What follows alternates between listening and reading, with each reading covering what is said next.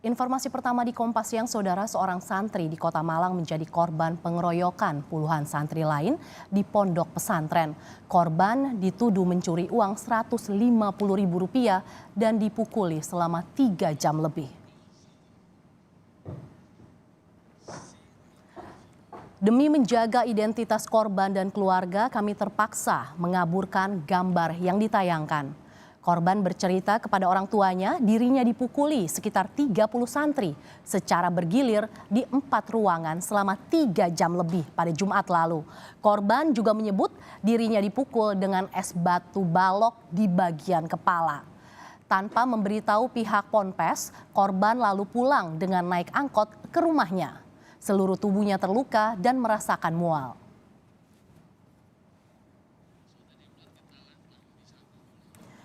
Saudara, informasi selengkapnya kasus pengeroyokan terhadap seorang santri yang dituduh mencuri uang oleh temannya di sebuah pondok pesantren di Kabupaten Malang, Jawa Timur.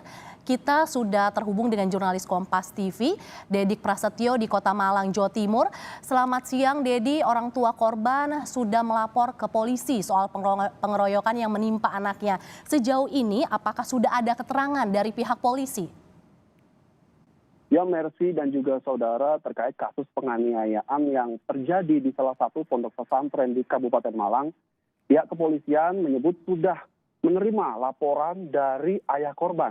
Selain itu, pihak kepolisian juga sudah meminta keterangan dari ayah korban yang juga pelapor dan juga korban sendiri.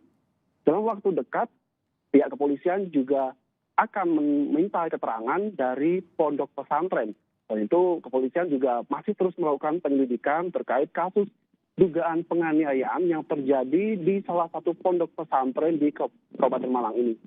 Untuk lebih jelasnya, kami sudah mewawancarai AKBP Putu Polis Ariana. Dari penjelasan saksi maupun korban mengarah ke rekannya sesama santri, saat ini masih kita lakukan pendalaman. Pengakuan korban yang bersangkutan merupakan santri di Pondok Pesantren An-Nur 1, Bulu Lawang. Kemudian peristiwa ini meliputi perundungan dan penganiayaan secara bersama-sama atau pengeroyokan, berawal dari tudingan dari para pelaku yang terindikasi masih di bawah umur atau ABH yang menuduh atau menduga korban mengambil barang milik temannya. Selain meminta keterangan dari pelapor dan juga korban, pihak kepolisian juga masih menunggu hasil visum yang sudah dilakukan kepada korban penganiayaan ini. Mercy. Dedi, lalu bagaimana respons dari pihak pondok pesantren soal pengeroyokan ini? Ya, hingga saat ini memang dari kemarin juga kita sudah melakukan konfirmasi mencoba untuk melakukan konfirmasi kepada pihak pondok pesantren. Namun hingga saat ini pondok pesantren masih belum bisa memberikan keterangan dengan alasan yang belum jelas. Namun kita terus akan mengupdate informasi terbaru kepada Anda. Mercy. Lantas apa langkah yang akan dilakukan oleh orang tua korban, Dedik? Ya, orang tua korban sendiri mengaku sangat kaget dengan kasus yang menimpa anaknya ini.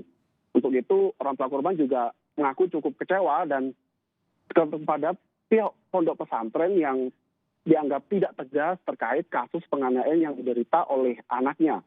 Selain itu, sebelumnya orang tua korban juga menunggu itikat baik dari orang tua para pelaku untuk melakukan mediasi. Namun karena tidak ada kejelasan, melapor kepada pihak kepolisian adalah menjadi pilihan bagi orang tua korban. Mercy. Lalu apa langkah dari polisi merespons peristiwa ini, Dedik? Ya, polisi masih akan terus melakukan penyelidikan terkait dugaan kasus penganiayaan ini dan melakukan pendalaman. Dan untuk lebih jelasnya memang pihak kepolisian akan memanggil atau meminta keterangan dari pihak pondok pesantren, tempat di mana kasus penganiayaan ini terjadi kepada santri yang dilakukan oleh seniornya. Mercy. Dituduh mencuri seorang santri di Malang, Jawa Timur dianiaya. Terima kasih Dedik Prasetyo, jurnalis Kompas TV melaporkan langsung dari Malang, Jawa Timur.